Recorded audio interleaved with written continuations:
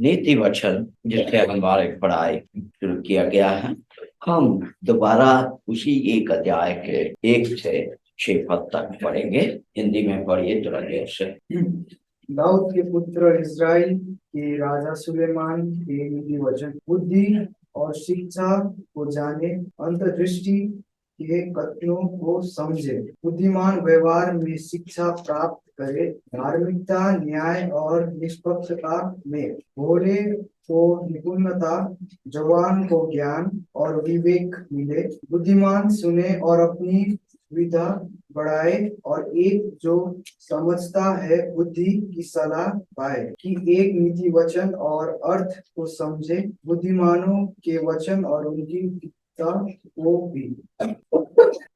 हमने इस किताब को विभिन्न भाग से बांटने के लिए विचार करते हुए उसमें पहली बात जो है, मनुष्य के काबू किसके हाथ में है? परमेश्वर के हाथ। इसके बारे में हमने देखने के लिए शुरू किया और उस पर मनुष्य की जीवन के जो मोड़ किस तरीका से, उस पर से हम कुछ बातें देखते हुए आए और उस पर ये उनके उद्देश्य, उनकी जो विचार और उसके जीवन काल में उसका व्यवहार किस प्रकार से हो, ये सब में मनुष्य के एक बात पर याद रखना है कि परमेश्वर के बिना ये सब चीजों में सफल पाना मुश्किल। और इस पर हमने परमेश्वर क्या करते हैं, कुछ बातों को हम देख रहे थे। पिछली बार हमने इस बात को देखे, मनुष्य के हृदय को मोड़ कर उसको चलाने का सामर्थ्य परमेश्वर के हाथ में है। और उसके बाद में हमने इस बात को देखे थे, मनुष्य के हृदय को तैयारी करने वाला भी परमेश्वर था। अन्य जाति भी हो या विश्वासी भी हो, उनको हृदय को तैयार करने वाला वही हो। उनकी मन की विचारें अलग हो सकता है, उनकी उद्देश्य बहुत हो सकता है, उनके लक्ष्य बहुत हो सकता, मगर उसके हृदय से किस प्रकार से, कौन सी समय पर किस तरीका के व्यवहार होना चाहिए, उसे तैयारी करने वाला वही। मनुष्य जाति इसको प्राय भूल जाते हैं या मानते नहीं हैं, इस बात पर विश्वास भी नहीं करते हैं। परमेश्वर है करके कहते हैं, मगर उनके हाथ उनके जीवन की हर हिस्सा पर है। कोई ऐसी एक चीज उनकी हुकूमत के बिना हट नहीं सकता। इस बात को जब एक समझदार व्यक्ति सोचने लगता है तो उसकी अहम की जो भावना है, इसके विरुद्ध में चलने के लिए शुरू कर। इस कारण से इस बात को ठुकराते हैं या लापरवाही करते हैं या इनकार करते हैं कि परमेश्वर करके कोई नहीं है, या दूसरी कोई अपनी काल्पनिक विषयों से बनाए हुए कोई सिद्धांत या कोई प्रतिमा ऐसी कोई चीजों के बीच में लग जाता है और उसके पास में जाकर के अपने उद्देश्य को रखते हुए उसके उत्तर या प्रतिफल को भी चाहना रखता है। मगर सच्चाई ये है कि परमेश्वर वचन को पढ़ने से हमें इस बात को पता होता है कि जो अन्य जाति है, जिसको परमेश्वर के प्रति विश्वास बिल्कुल नहीं है, उसको भी इतिहास के पन्ना को बदलने का काम के लिए परमेश्वर ने ही प्रयोग किया है, हम सभी लोग जानते हैं। इस सिलसिले में हमने पिछले बार एजरा की किताब से 7 अध्याय के 27 पद से देख रहे हैं। वहां पर एजरा परमेश्वर के सामने हमारी होकर के वो कहता है कि धन्य है हमारे परमेश्वर, जो हमारे पिता पुरखों के परमेश्वर हैं, जिसने इस तरीका के एक विचार को इस राजा के हृदय में डाला है। क्या विचार?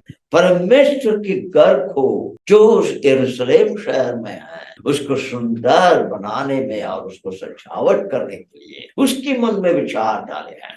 हमारे हृदय में बोझ है क्योंकि हम परमेश्वर को जानते हैं। हम यही चाहते हैं कि परमेश्वर के लोग, परमेश्वर की भवन अच्छा हो करके, मगर हमारी सामर्थ्य बहुत नहीं है। यहाँ पर इच्छा बहुत कर सकते हैं, चाहना बहुत हो सकती है, मगर जब तक वो अपने कदम को नहीं उठाएगा ये सफल नहीं हो सकता। अब ये लोग की भूमिका और इनकी जो हालातों को हम जानते हैं, ये अभी भी गुलामी में है। उस देश में आजादी तो मिले, कुछ लोग गए हैं, मगर फिर भी बहुत से लोग अभी भी वहां। कहा गया तो इनकी अभी भी पहचान यही है कि ये यहूदिया से आए हुए हैं। इनकी पहचान जिस देश में रहते हैं उनके साथ में नहीं। अब परमेश्वर ने इस राजा जो अन्य जाति है उसके हृदय में ऐसे एक विचार को डाले। यहाँ पर बोझ है, कुछ लोग वहां पर पहले ही चल चुके हैं 70 साल के बंधुआई के बाद में, और भी कुछ लोग गए होंगे। मगर यरूशलेम में परमेश्वर के मंदिर को दोबारा खड़ा कर उनकी बस की बात नहीं है, क्योंकि नेबुकदनेस्सर ने उसे जमीन में गिरा दिया, उसे ध्वंस करके पूरा मिट्टी में मिला दिया। अभी उसको बनाने के लिए दूसरा कदम उठाओगे तो अब जिस हुकूमत के नीचे आप है उसकी विरुद्ध चलने का हो जाएगा। उनकी अनुमति के बिना आप ये काम को दोबारा नहीं कर सकते हैं, ये उनकी समस्या है। और इस हालात पर परमेश्वर ने ऐसे एक अद्भुत काम किया। इसलिए ये व्यक्ति कह रहा है कि हम महंगे नहीं है इस बातों को, हम चाहना भी नहीं किया ये इस प्रकार की बातें कहें, हम यही उनकी मन में विचार हुआ होगा। ये मेरे विचार है कि कैसे भी हम चाहें, हम कुछ करके इस मंदिर को, इस भवन को दोबारा उठा सके। उस समय पर इनकी मन की विचार और इनकी मन की बोझ से भी बढ़कर अधिक उनको उत्तर मिला। वो ये है कि राजा खुद कहता है कि इस काम को कर, और उसके लिए तुम्हें जो भी सामग्री चाहिए, संपत्ति चाहिए, सब कुछ मैं प्रबंध कर। कभी आपने अपने जीवन में ऐसे अद्भुत काम को देखे? आपने चाहा इतना, मिला भरपूर था से, वो भी ऐसे एक जगह से, ऐसी एक हालात पर जब आपने कल्पना भी नहीं की, विचार में भी नहीं आया। ये है हमारे परमेश्वर, वो तैयार करता है हृदयों को। उसके और भी एक अद्भुत और एक उदाहरण देखेंगे जिसको हम लोग जानते हैं। ये सब जो भी हम रेफरेंस देखेंगे सब हम जानते हैं। निकाल ये नहमयाह का किताब 1 अध्याय के 11 पद। नहमयाह का किताब 1 अध्याय के 11 पद पढ़िए। हे प्रभु, विनती ये है कि तू अपने दास की प्रार्थना पर और अपने उन दासों की प्रार्थना पर जो तेरे नाम का भय मानना चाहता है कान लगा, और आज अपने दास का काम सफल कर और उस पुरुष को उस पर दयालु कर। मैं तो राजा का किया ही था। ये बहुत ही जाने माने हिस्सा है इस किताब। इस पर ये फ्रेज में मैं ध्यान देना चाहता हूँ। वो प्रार्थना करता है इस पुरुष की, कौन है ये? राजा, जिसकी नौकरी करता है नजदीक में खड़े होकर के, और ये प्रार्थना कर रहा है कि इस व्यक्ति के नजर में मुझे कृपा दृष्टि दिलाओ। किसके लिए? यरूशलेम की शहर के हालात को जब अपने दोस्त की जुबान से सुना कि बहुत दुख हो गया। दुखित हृदय से पहले से ही है, मैं यहाँ हूँ, मेरे लोग वहां पर हैं, जो लोग गए हैं उनके हालात क्या है, उस शहर के दीवारों के हालात क्या है, सुरक्षा क्या है वहां पर मेरे लोगों के लिए। क्योंकि हम बाइबल से जानते हैं उस जमाने से ही चारों तरफ में शत्रु है। ये अधिकार बिना के लोग हैं, कहें तो इनकी प्रजा के जो हक भी नहीं है अभी तो। ये बोझ से ये व्यक्ति यहाँ पर तड़प रहा। अब खबर सुनने के बाद में वो प्रार्थना कर रहा। इतने नजदीक में हुए व्यक्ति उस राजा से सीधा जा करके बात कर सकता था। राजा, आपसे मैं एक कुछ विनती करना चाहता हूँ, आपका समय है तो मुझे बुलाइए, मैं बात करूंगा। कर सकता था, उसको कोई रोकने वाला नहीं है, क्योंकि उस राजा की हिफाजत इसके हाथ में है। कंपेयर करके लिखा, इतने नजदीक में हुए ये व्यक्ति वो कदम नहीं उठाया। हम विश्वासियों को सीखना, यदि परमेश्वर हमारे जीवन के हर बातों में, हर मोड़ पर उनकी हिस्सा है, उनके अधिकार है करके हम कहते हैं, तो हम उनसे दया चाहना चाहिए। और उसने प्रार्थना की, अपनी प्रार्थना को नहीं रोका। प्राय विश्वासियों में क्या होता है विचार, अरे कितना दिन तक प्रार्थना करेंगे यार, बहुत हो गया, चलो दूसरा विषय रखें। कोई ऐसे भी आकर के कभी कहते हैं, भैया आप कितना दिन तक प्रार्थना करोगे, कुछ तो होता तो नहीं है, उसके लिए क्यों प्रार्थना? ये सब हकीकत है, हमसे भी पूछे, ये हर जगह में होता है। क्योंकि हम मनुष्य की कमजोरी, हम विश्वासी हो या अविश्वासी हो, हमारे चाहना तुरंत पूरा होना चाहिए। मगर यहाँ पर उसी किताब के 2 अध्याय के 4 पद, नहमयाह के 2 अध्याय के 4 पद। तब राजा ने मुझसे कहा, तू क्या निवेदन करना चाहता है? इसलिए मैंने स्वर्ग के परमेश्वर से प्रार्थना की। यहाँ पर 2 बातें आपको याद रखना। एक है, राजा ने इससे पूछने लगा, देखो तुम्हारा शक्ल तो ठीक नहीं है, काम तो करते हो, सब कुछ ठीक तो नजर आ रहा, मगर तुम्हारे अंदर कुछ समस्या है। क्या बात? तुम्हारे विनती क्या, तुम क्या कहना चाहते हो बताओ, मैं देख सकता हूँ तुम कुछ चीजों से तुम परेशान है। यही है इसके अर्थ पूरा। मतलब जो राजा अपने दरबार में सभी लोगों को देखते रहता है, वो कितने ध्यान इस व्यक्ति के ऊपर दिखाया हो। जब प्याला को ऐसे करेगा तो ऑटोमेटिकली उसमें डाला जाएगा। वो व्यक्ति जो खड़ा है वो राजा के ऊपर ध्यान देगा, राजा उसके ऊपर ध्यान नहीं देगा। ऑटोमेटिकली उसके मन में यही है कि ये व्यक्ति यहाँ है, मगर ये उसको कह रहा है कि तेरा समस्या, मतलब राजा के हृदय को परमेश्वर ने इस व्यक्ति के ऊपर ध्यान देने का मौका कर और उससे कहता है कि तुम्हारे मांग क्या है। वो ऐसी एक मौका हमें मिल जाए, हम क्या करेंगे? बोलिए, अरे यार मौका मिल गया, चलो पूरा पेश करो जितना भी मांग है, ये अभी मौका मिला तो दोबारा नहीं करे, है क्या नहीं? ये साधारण बात है ना, कोई गलती तो नहीं। मगर ये व्यक्ति ने क्या किया, वहां पर लिखा है कि मैं स्वर्ग के परमेश्वर की ओर प्रार्थना किया। जब पौलुस ने लिखा ना चिट्ठी में, निरंतर प्रार्थना करते रहो, वही तो इसने किया। वो प्रार्थना में इंतजार है मेरे मन की बोझ को इस व्यक्ति समझ जाए। अब आया मौका, तब तुरंत वो ऊपर प्रार्थना कर रहा है। क्यों? मेरी शब्द नहीं, उनकी शब्द होती है। वो क्या चाहते हैं यरूशलेम के लिए, वही बात मेरी जुबान से हो, तब वो बात पक्का होगा, उसकी ठीक उत्तर मिलेगा। यह हमें सीख हृदय से तुरंत अपने पिता से प्रार्थना कर सकते हैं। अब मुझे बताइए मैं क्या बताऊं, इतने सारे बोल, इसको किस तरीका से पेश करूं, कैसे मैं इस बात के बारे में कहूं, जब तक वो अगुवाई नहीं करेगा। जिसको तो हम पहले ही देखे थे पिछले सप्ताह, प्रभु ने खुद कहा तुम पहले से ही तैयारी मत करो, उस हालातों में क्या बोलना है मैं तुझे शब्द दूंगा, दिया और नहमयाह ने बताया। और परमेश्वर इसमें से हम जानते हैं कि वो हमारे हृदय की बोझ, हमारे सच्चे प्रार्थना और मांगों को समझते हैं, उसके लिए सब कुछ तैयारी करके हमारे जरूरतों के लिए उत्तर देते हैं। भजन संगीत 106 का 46 पद, 106 का 46 पद पढ़िए। वो आकाश और पृथ्वी और समुद्र और उनमें से जो कुछ है सब का करता है, और वो अपना वचन सदा के लिए पूरा करता रहेगा। 106 का 46 पद पढ़िए, जिसके पास में जो उन्होंने बंधुआई बनाकर ले गए थे उन सब से उन पर दया कराई। यहाँ पर मिस्र देश में जो इनकी बंधुआई में थे उसके बारे में याद कर, जो लोग इन्हें बंधुआई में लेकर गए थे उनकी नजर में इनके लिए कृपा दृष्टि लेके आया। ये हम सीखना, इतिहास को पढ़ने को उड़ा कर देखेंगे। इस देश का बहुत बार ऐसे हालातों पर हो जाते हैं, प्रभु के लोगों के विचार ऐसे होता है कि अभी आगे क्या, मगर जिसने जिस उद्देश्य से हमारे जिस हालात में रखे हैं उनको पता है वो कभी हमें नाश होने नहीं देंगे। कृपा दृष्टि ठीक समय पर हमें जो सताते हैं या हम जिस परिस्थिति कष्ट के परिस्थिति में हैं उस समय पर ऐसे दिशा से कृपा दृष्टि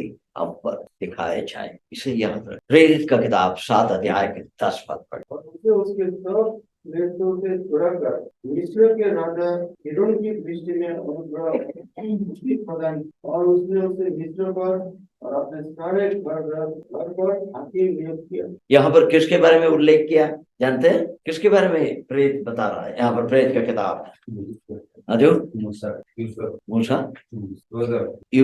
यूसुफ के बारे में यहाँ पर बता रहा। क्या बताया है? जिस देश में ये बंधुआई में था और इसको जहां पर ऐसी एक स्थान पर रखा गया था, छुटने की उम्मीद भी नहीं थी, ऐसे एक व्यक्ति को परमेश्वर अपने समय पर बाहर निकाला। इतना ही नहीं, राजा के नजर में उसके लिए कृपा दृष्टि सिर्फ नहीं, उसको ऐसे ज्ञान दिया है कि वो राजा खुद इसको अपने देश में ऐसे एक ऊंचे स्थान पर रख दिया।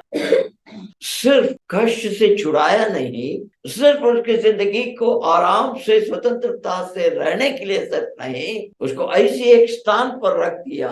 लोग देख करके अचंभित हो। जब वचन में पढ़ते हैं मसीह कलीसिया के साथ में आएगा एक दिन, इस पृथ्वी में धार्मिकता का राज्य को स्थापित करेगा इस पृथ्वी में करके जब पढ़ते हैं, वो ऐसी एक चुनौती है। ये कलीसिया क्या है, इसके अंक कौन है? ये लोग, इनकी इतिहास को देखेंगे तो जैसे पौलुस ने कहा सबसे बड़ा पापी मैं हूं। ऐसे लोगों को सिर्फ रिहा नहीं किया, उनको ऐसे स्वतंत्रता के जीवन सिर्फ नहीं दिया, ऐसे एक ऊंचे स्थान पर उन्हें ले आकर के रखा, सारे लोग देख सके, स्वर्गदूत भी इसे देखने वाले। कितनी अद्भुत बात। मगर इस सभी के पीछे एक राज है, धीरजता। निराश नहीं होना चाहिए, हमारे प्रार्थना को निरंतर जारी रखना चाहिए। जैसे हम सुसमाचार में पढ़ते हैं, ये विधवा जो दृष्टांत बता रहे थे उस समय पर प्रभु यीशु क्रिस्त बता रहे, ये विधवा बार बार मुझे आकर के बता रहे हैं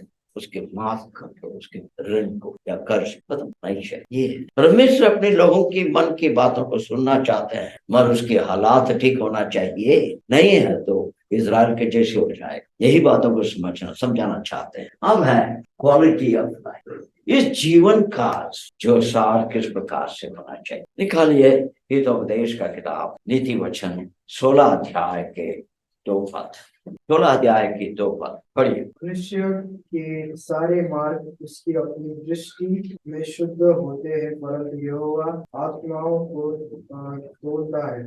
मनुष्य की नजर में उनकी सारी मार्ग शुद्ध होता है, मगर परमेश्वर किस बात को तुलता है? आत्मा। और एक पद पढ़ेंगे 21 अध्याय के 2 पद पढ़ेंगे। मनुष्य का सारा चाल चलन अपनी दृष्टि में तो ठीक होता है, परंतु यहोवा हृदयों को बोलता है। एक बात है, पहले हमने पढ़े थे 16 अध्याय में, आत्मा को परखता है, आत्मा को परख। दूसरा जो है उनके हृदय को परख कर देखता है। आत्मा मतलब आपको इस बात को इस तरीका से समझना है, जैसे सुसमाचार में प्रभु यीशु कृष्ण ने उन लोग एलीजा आग ले आने के बारे में बता रहे थे, लूका का सुसमाचार में पढ़, तब प्रभु यीशु कृष्ण ने गुस्सा होकर के उनसे कहे थे कि तुम्हारे अंदर किस प्रकार के आत्मा है तुम नहीं जानते हो। मतलब आपके विचार धारणा से आपके आत्मा में एक विचार योजना अच्छा हो सकता है, मगर उसके पीछे आपका आत्मा कैसे। कहने का मतलब यह है हम अपने ही गलतियों को देख नहीं पा रहे, मतलब हर योजना के पीछे कुछ राज छुपा हुआ रहता है। यह मनुष्य की कमजोरी है, विश्वासियों में भी रहता। और दूसरा, हम अपने ही गलती को नहीं देखने के कारण से हम खुद को धोखा देते हैं। यही तो ये पद में, ये दोनों पद में लिखा, उनकी नजर में उसकी सारी बात सही है, उसकी चाल चलन सही है, मगर उसकी अंतःकरण की योजना या उद्देश्य जब उसको खुद को नजर आता है, उसके विवेक उसको जब दिखाता है, उस समय पर या उसको छुपा देते हैं या उसके बारे में हम अज्ञानता में रहते हैं। जो काम हम करना चाहते हैं उसका खास उद्देश्य क्या है हमारे मन में। जब पौलुस से चिट्ठी लिखने के समय पर बहुत सारे आदेश बहुत से लोगों को देते हुए, जब गुलामों के बारे में बताने के समय पर बताया कि प्रभु को जैसे तुम करोगे ऐसे करो तुम्हारे मालिक के लिए, मतलब प्रभु के लिए आप क्या कुछ अंदर कोई बातों को छुपा के रख के अपने उद्देश्य रखते हुए सेवा करेंगे? नहीं करेंगे। ये है, इसलिए तो खुद को बार बार फर्क कर देखना, सेल्फ एग्जामिनेशन, जांच कर देखना जरूरी होता। मैं ये जो कार्यक्रम बना रहा हूँ किस लिए, ये जो करना चाहता हूँ ये किस, इसके पीछे मेरी राज क्या है, मेरे अंदर के उद्देश्य क्या, इसे भी याद रखना। आप लिखा लिए दूसरा राजा 10 अध्याय के 31 पर, दूसरे राजा 10 अध्याय के 31 पर, जल्दी पढ़िए, जिसको मिला है पढ़िए।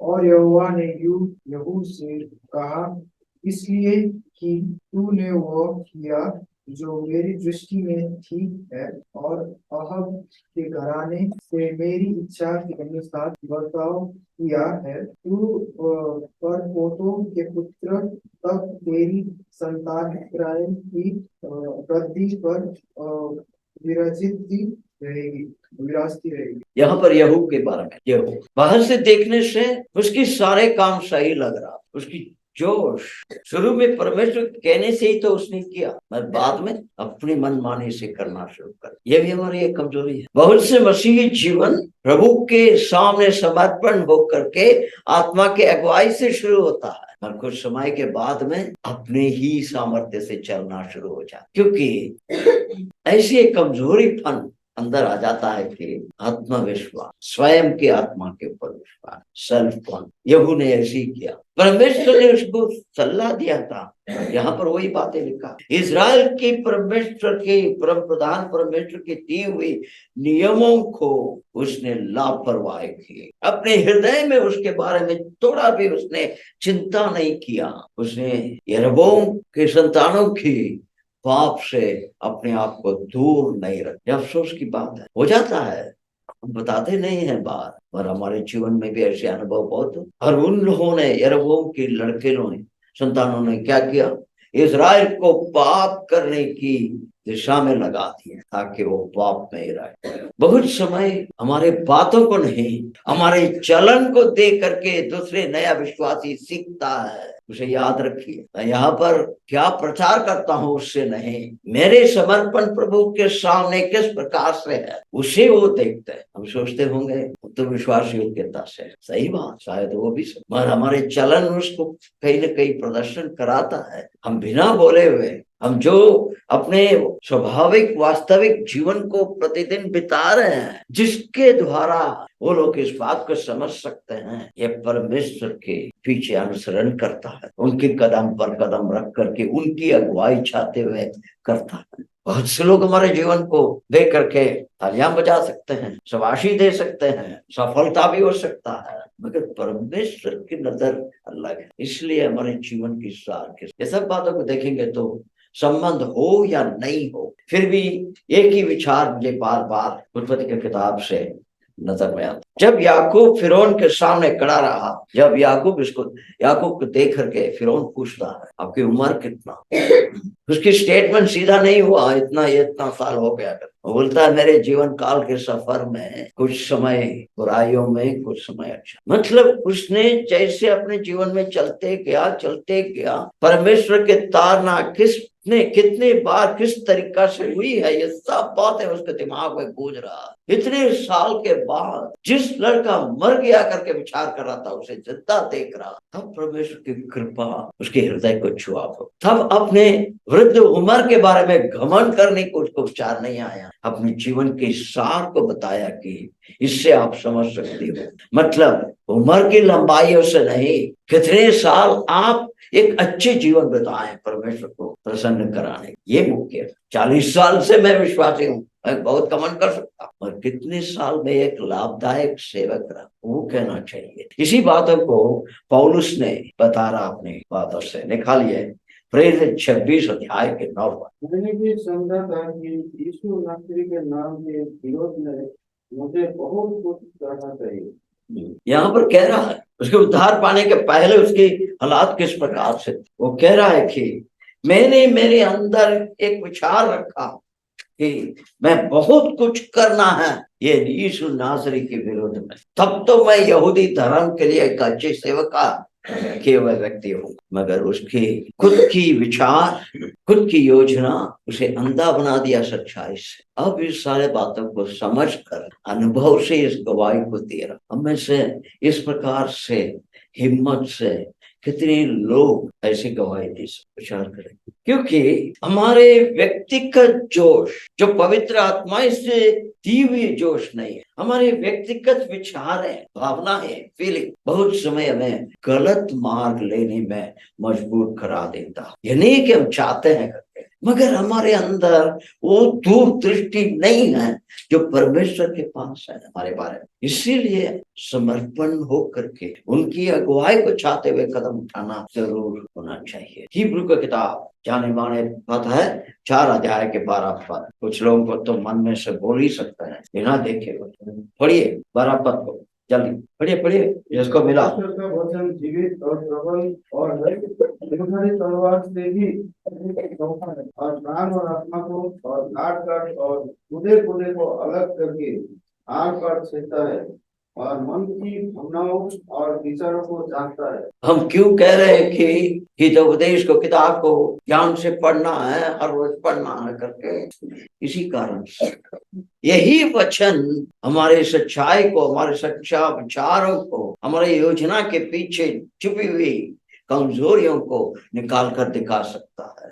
जब परमेश्वर के वचन के माध्यम से परमेश्वर के आत्मा ने हमारे गलतियों को दिखाएगा ना, बहुत दुख होता है, बहुत घायल हो जाते हैं अंदर, किसी को बोल भी नहीं पाएंगे, कुछ कर नहीं पाएंगे, बार बार दिमाग में गूंजते रहेगा वो, जब तक अपने आप को समर्पण करते हुए। जैसे पौलुस ने लिखा, मैं अज्ञानता में ये सारे काम किया, परमेश्वर का अनुग्रह को याद करते हुए वो बातें कह रहा, नहीं तो वो एक हत्यारा खूनी है। अब हम आगे जाएंगे, कॉन्सिक्वेंस ऑफ इस जीवन की परिणाम। 16 अध्याय के 33 पद पढ़िए, 5 मिनट है, उसके अंदर कुछ बातें। हितोपदेश नीति वचन 16 के 33 पद पढ़िए। इसकी सारी जाति तो है, परंतु उसका निकलना यहोवा ही की ओर से होता है। The Lord is constant to the land, but the whole disposing of it is from Jehovah. इसका अर्थ क्या है? मैं पहले अंग्रेजी में बोल, God's sovereignty is supreme in our life. मतलब परमेश्वर के अधिउत्तम अधिकार हमारे जीवन के ऊपर है, वही सब कुछ, क्योंकि वो हमारे लिए सबसे उत्तम बात को हमेशा सोचते हैं। इज़राइल को जब लेके आए तो उनका परमेश्वर ने क्या बोले, आप इस पृथ्वी के सारे देशों में नीचे पूंछ बन करके नहीं, सिर होकर के रहोगे। मतलब you will be the head, that means you will be in the forefront, you will be noticed. जो व्यक्ति परमेश्वर के आदेश से हर चीजों के ऊपर उनके अधिकार है करके समझ कर चलता है, उसके परिश्रम व्यर्थ नहीं होगा, उसकी योजना व्यर्थ नहीं होगा। ये दिन उसके जीवन के द्वारा ऐसी एक क्या कहते हैं इम्पैक्ट, उसका इसको हिंदी में उसका प्रभाव लोगों के सामने दिखने में। हम आने वाले सप्ताह में आगे बढ़ेंगे इस जीवन के परिणाम के बाद। कोई प्रार्थना करें भाई।